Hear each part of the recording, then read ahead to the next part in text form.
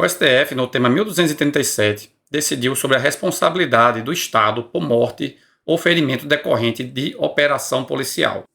E, prosseguindo, e aí já tem mais a ver com aquele artigo 37, parágrafo 6º da Constituição, o relator apontou que o Brasil adota a chamada teoria do risco administrativo, o que significa que o Estado, ao exercer seus poderes frente à sociedade, assume um risco de causar danos e deve ser responsabilizado por isso. Por outro lado, há uma solidariedade social nessa condenação do Estado, já que, no final das contas, quem mantém o Estado, né, são os seus contribuintes.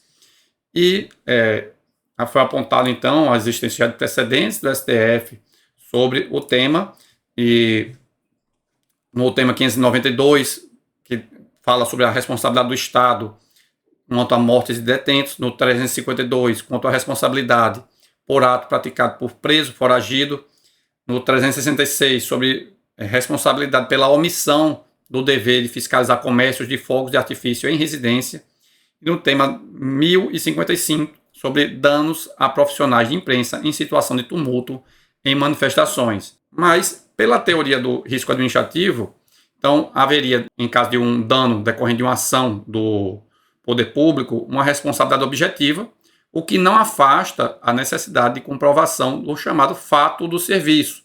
Então, é preciso comprovar um nexo de causalidade entre a conduta da administração pública e o dano causado.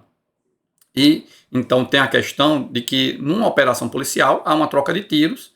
Então, fica a necessidade de se definir se o projétil que foi disparado e atingiu uma pessoa causando morte ou dano físico, se partiu da polícia ou da organização criminosa que está combatendo, né?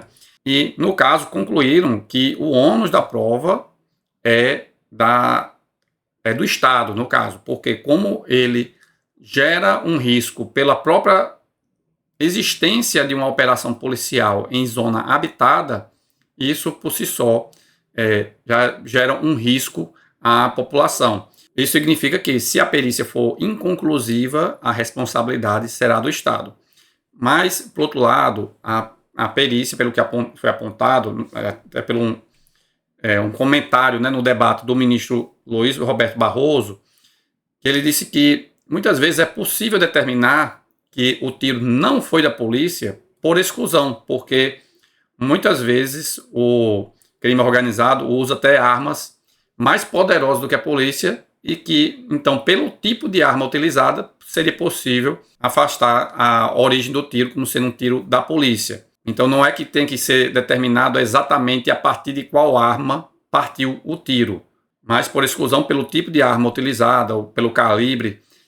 Se não for uma arma utilizada pela polícia, seria possível concluir que o tiro não partiu de um policial, e aí afastando, portanto, o nexo de causalidade. Então, a tese foi fixada nos seguintes termos: o Estado é responsável na esfera civil por morte ou ferimento decorrente de operações de segurança pública, nos termos da teoria do risco administrativo. Portanto, exige um nexo de causalidade. E outra coisa que foi debatido lá e deixou claro que Estado aqui é num sentido amplo, não é o Estado membro da federação.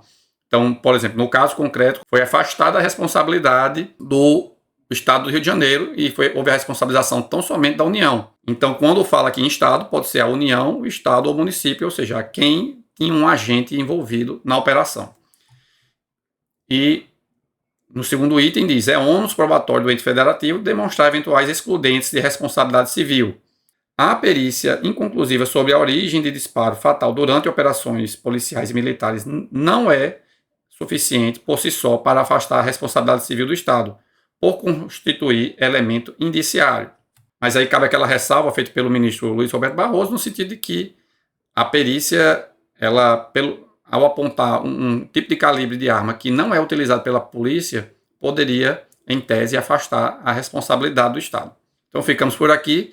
Se vocês gostaram desse conteúdo, não deixem de se inscrever no canal e curtir o vídeo. Muito obrigado e até a próxima.